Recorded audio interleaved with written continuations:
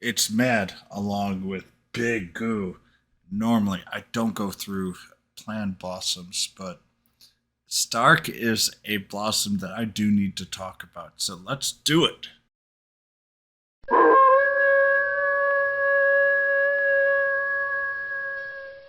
All right. I know I've done a Stark review before. I will post a link down below.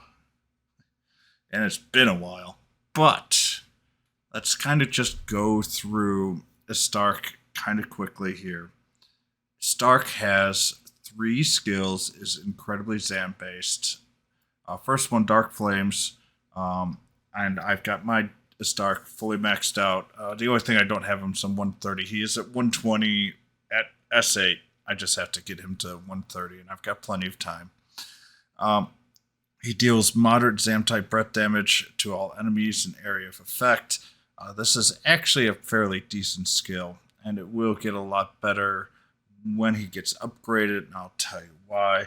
Remember, breath damage is based off of level, and it won't get super powerful other than his ability that he is going to get Zam Force, which gives him more 20% better damage on Zam. So that's great.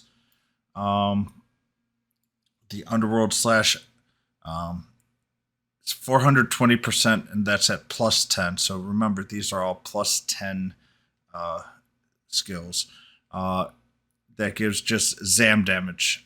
This is not going to get upgraded at all. And honestly, this attack now is fairly weak.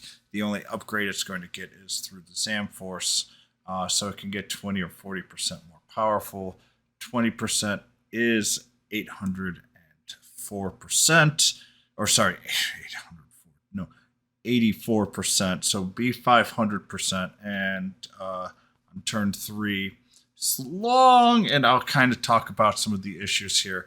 It'll get even higher, so we'll have some pretty good damage dealing effects overall. But I will say that this is going to be its weakest attack overall. And the last one here is Imperial Strike. It does get 60% additional damage with the so it'd be 510. The one thing though that it doesn't get Zam Force, so people are going to go mad. Underworld Slash is really better, especially on turn 3. Then I'll kind of talk about why I feel Underworld Slash is a little bit overused in the current meta right now. But on a perfectly neutral enemy on turn 3, Underworld Slash is better. Unless obviously you can hit with multiple units, then obviously spreading out the damage is probably a good thing. Um, so with that, we can go back to the plan blossoms. So we just talked about that the Imperial strike potency increased by 60% is here. I do have base here. He is a little bit stronger than just a normal. If you do with the 130 though, it will increase by another 100 HP, so it'll be about 1340. The attack will be around 675, and this is with equipment. Just to try to get you kind of a rough idea here, all stats will go up to 10%, so that will go up to around almost 1400 HP. His attack, and I do have him pretty high attack based with this build, and it's not really an optimal build. This is just what came up when I loaded my screen. But here it would turn it to about 700 attack, so he does have some pretty big beef. And the 1400 is a little bit low for a 65 boss, but he has two base abilities that we should go through. The first one we haven't really talked about is the Lord of the Underworld. When he's attacked by an enemy, he raises his attack by 3 turns. And the second one is that Imperial Authority, he gets 50% of, if his HP drops below 50%, he gets a major amount of resource of HP back, which is around 750 with the or 650 with the build that I have. It's just around 50%. Um, and as I say, it'd be about 1400 when he's fully awakened, which will be a while now. But also kind of just depending. On top of that, he has another one that you can build up with. He has an Indomitable Spirit, which gives him guts one time per battle. And on top of that, he has Awakening Emperor. When HP falls below 20%, he heals all HP, and he greatly increases his move for 3 turns. So basically, what this makes him is a unit that is really annoying to go all the way through, because he has the Indomitable Spirit, where he'll treat an HP from 1 down to 0 as a 1. And with the Awakening Emperor, it's going to raise the HP there, and then he reduces damage 50% only once. So it can even trigger poison, follow-ups, and passive damage. So you can't kind of cheese him with being poisoned overall. Now, on top of that, he also gets Evil Lord, which is on odd number turns. He gets AGL, Physical Potency, Defense, and Zam Force for 3 turns. And so by turn 3, he gets an incredibly powerful Zam power, which is basically 40% more power overall on the attack. And if he receives attack, la la la. The big thing is he also has a insane Jigo Break, which is Yigo Break, which is 300% Zam physical damage and will often 60% lower defense for 3 turns. That 300% is going to be back into the 450 range when you raise it all the way up, because it's a 50% increase in there. So it'll be 450% by the time he's fully completed, and obviously fully blossomed, with a very high chance for a defense break. And this is the skill that I love a lot. It's pretty high in cost. I think it's 70. It's 105, might be higher for MP, and that is going to be his great weakness. Mine will have just enough to probably cast 4 by the time it's fully leveled. But on top of that, that lower defense is huge. So now we're going to I just kind of went through this. What do I think of this? This character's incredibly going from a bottom of the floor, but I don't think it's going to make it into the top 5 for JP settings. And the reason why I don't think he's going to make the top 5 is he might be the best pure defense unit of the bunch. But one big issue, and we're going to go into resistances here, is that he is weak to both Bang and Sizz. And I'm just going to go through the top units, including, and just kind of quickly through that and say why that's such a big issue. On top of that, he is still going to be super weak to sleep and breath lock, which is not nearly as worrisome. But at least he is half resistance to paralysis, which is very important. And he is still weak to immune. And when I mean weak is this also, his Evil Lord allows you to remove some status effects, but it's only on every odd turn that it has. It's at the start of the action. So on turn 3, the sleep should be there and you'll be able to use him. But if, say, you're going PvP and the person moves up Estark, anything that has a little bit of sleep on it can take him away at least until turn 3. And, kind of ignore him for the rest of the battle. He is still going to be very annoying for Guild Wars because you can only put them away for so long. And it's actually probably better to use Zenthian Blade to get rid of his defense and Sam Force on turn 1, wait till turn 3, sleep him, and then mop up everything else.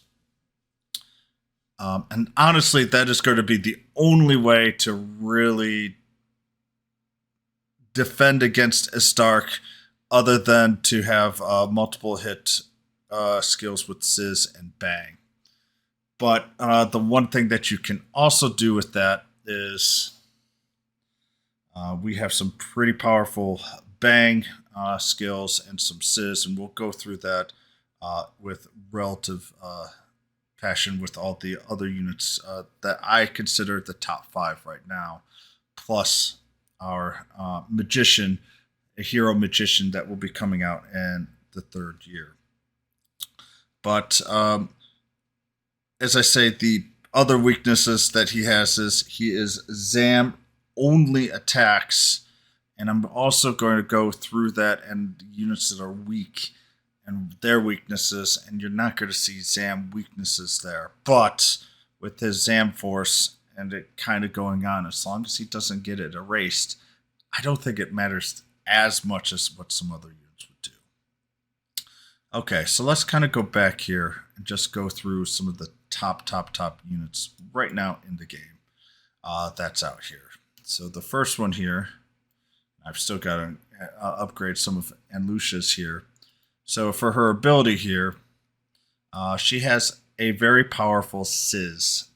One hit that can absolutely destroy a unit like Estark, except for the fact that it's only one hit, so the guts will get there. But Anlusha can really pay a lot of pain to Estark with the 600% potency right now.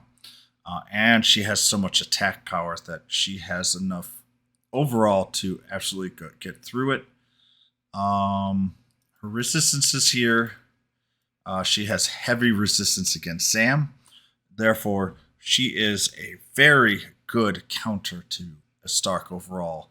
And you're going to only be able to use the Imperial Strike really against Anlusha. And she is not in the top 5 anymore for Japan, but I'm just putting her on here as well as part of it because I know that she is a very good counter to Estark. The only thing that she doesn't really do, she confuses, which isn't the biggest damn thing here. If she had a very powerful sleep, then she would be an absolute, pure counter unit to Estark, and Estark really wouldn't be able to do very much to her. But let's continue on here. Next one is Hero Die. I'm going to be honest, Hero Die is probably the one unit that I think is going to be that Stark users are going to be kind of excited for because the very weakened Zam is the one thing that you are going to be able to attack with him.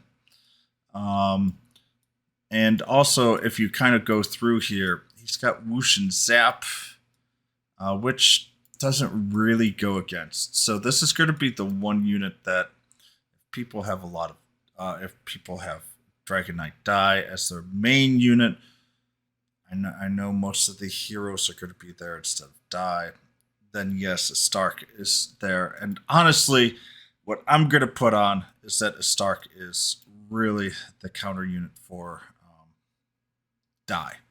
Because Die, I don't think has a sleep here, because I don't use him for sleep. It's more that physical res. And then he has these here, and the other two are just zap resistances. So he really doesn't. That's going to be the one unit you're going to kind of go against. Let's see here. Now we have probably the biggest worry overall is Hero Solo. Hero Solo is still the #1 unit in Japan. They have right now the Hero Mage from Dragon Quest V to be #2. I still kind of also agree with that. The thing, though, that I really think it's really powerful for him is that being able to remove status changes from an enemy really hurts a Stark because a lot of his stuff is that.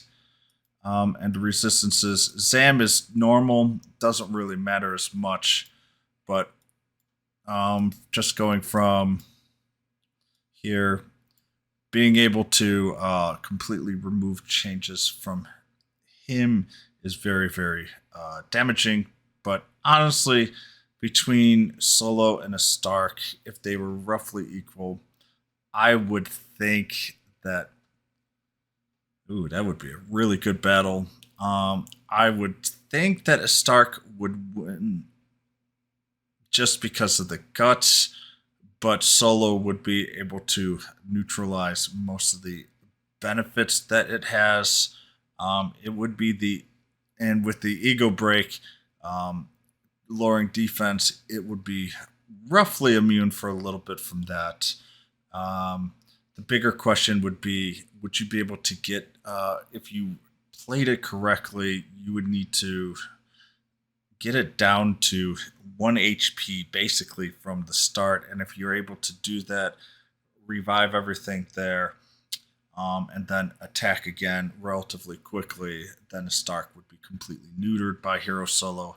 But you're not going to be going 1v1 at full HP. And generally, Hero Solo just has so much other stuff that, especially with his hero potency, might be able to outduel a Stark even with some of these insanities. The other one, where are you? There you are. Oh, no. No, Veronica, you're nowhere near Stark's class. Hero Erdrick, which honestly is absolutely insane. Um,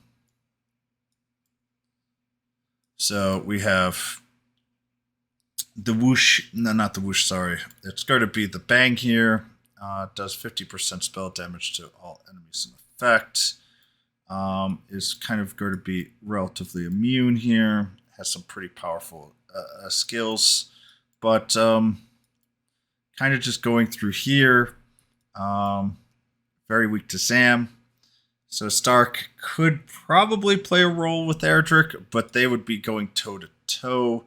And I would say, And the last unit, which I don't have to show you because this is not a Japan account, is going to be the Mage.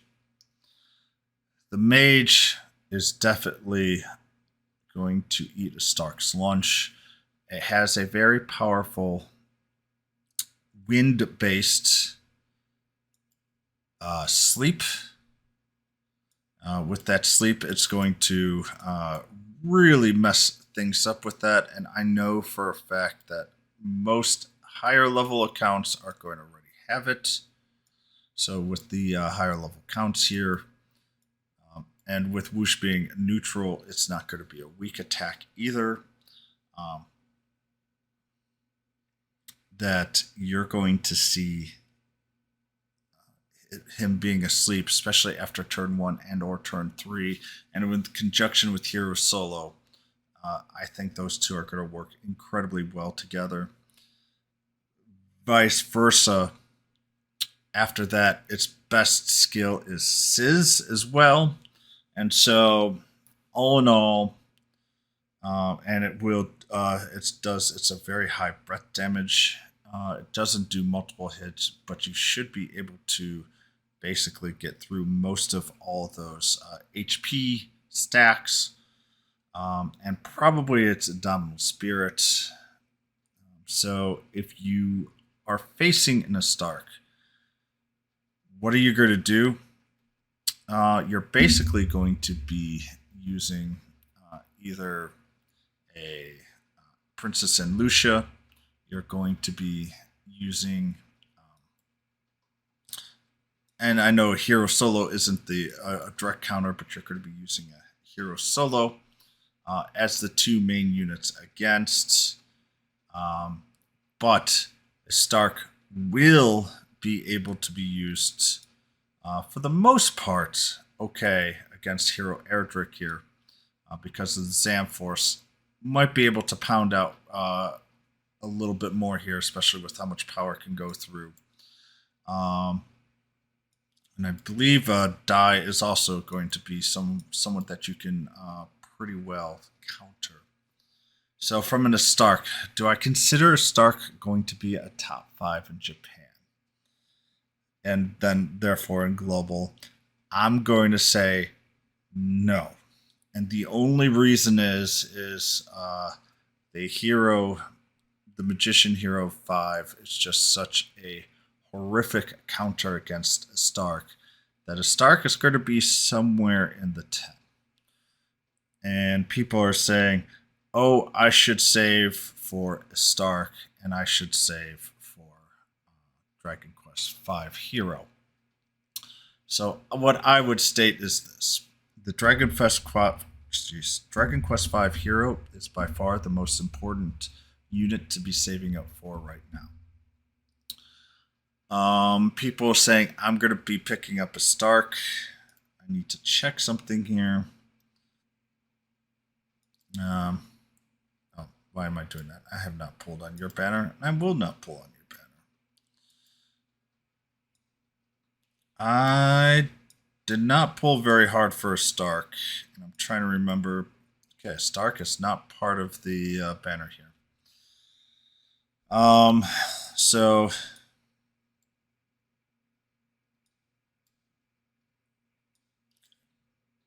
I get confused on which is in the S banner units and which isn't. The important part here is I'm not going to put a Stark on a must pull for everybody. He is a must blossom if you have him already. And so people who already have him, I say yes, he is super super important. I'm not going to say he is a must. Oh my gosh, we're going to pull him super super hard. Um, Honestly, because I think between he is a good counter against some of the heroes, but he is so weak against the other heroes. And what you're going to be facing for the most part are hero based parties, especially when Dragon Quest V hero comes out, because he covers up the greatest weakness of a hero based party, which is breath attacks. And with having 25%, bonuses for hero strength, etc., or just you know other parties, I think you're going to see too much of the things that a Stark is weak against. But it will be great for guild wars, especially when you're going on offense, when you're facing one or two of the units that a Stark's really strong against. And when a Stark's strong against something, he's going to be very strong overall. And so for guild wars, especially if you build defenses, you need to be, when his talent comes out in Japan, basically at this point, you need to be worried about Zam defenses because, or weakness to Zam, because Stark will be able to, maybe not one solo, but will be able to get very close to it. Because Stark is so hit and miss, I'm going to put him in probably right at 10th place right now. Um, you've got your three heroes, especially. I still think Zenlon is a little bit more useful than a Stark. Um, and on top of it, you're going to probably have a healer like our young boy here. But most importantly, it is a great unit. If you already have him, it's going to be your number one thing that you're going to focus your blossoms for, and I'm going to save all of my upgrades for a Stark until he's there to try to get him going as quickly as possible. But I do wait on the, oh my gosh, you've got to pull him, and the reason is most people who are in the higher levels already have a decent amount of a Stark. I'm not going to say 100%, but I'm going to probably say around 85% have a healthy amount of a Stark already. I think Princess and Lucia is going to become a lot more important because she is such a great counter to a Stark. Um, and with that, I will, and I really hate to push it out.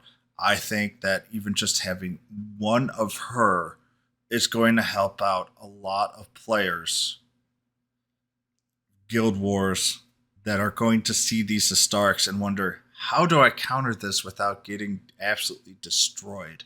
Because you're going to see an awful lot of Starks in Guild Wars and defenses in the relative near future, and I can't blame them for that. So back there, if I'm going to put the top 3 units for pulling in the next 3 months, because I'm guessing we're going to get the third year anniversary in 3 months or so, it's going to be our Dragon Quest V hero, the Magician. It's going to be Princess and Lucia, number 2. And then 3 is Stark, just because more people are going to need counters for a Stark, and it's better to have 2 units to counter for a Stark than just one, because you need to play the game of sleeping him along with going through all of the stats so that then you can get ready to finish him off with another big blow afterwards. So, what do I say? Is the Stark going to be worth it to pull on? Yes. But it's going to be more niche than you think, other than Guild War defenses. It's going to be a very powerful unit because of the fact that a lot of people's main attackers may not be able to go through a Stark very, very well. There's obviously a lot of other counters, a lot of smart counters, but to be quite fair, pretty much any unit can be countered. So this has been a really in-depth Stark plan Blossom. Didn't really plan like a huge talking points here, so I do hate that I've been rambling, but I'm just trying to get through my thoughts here.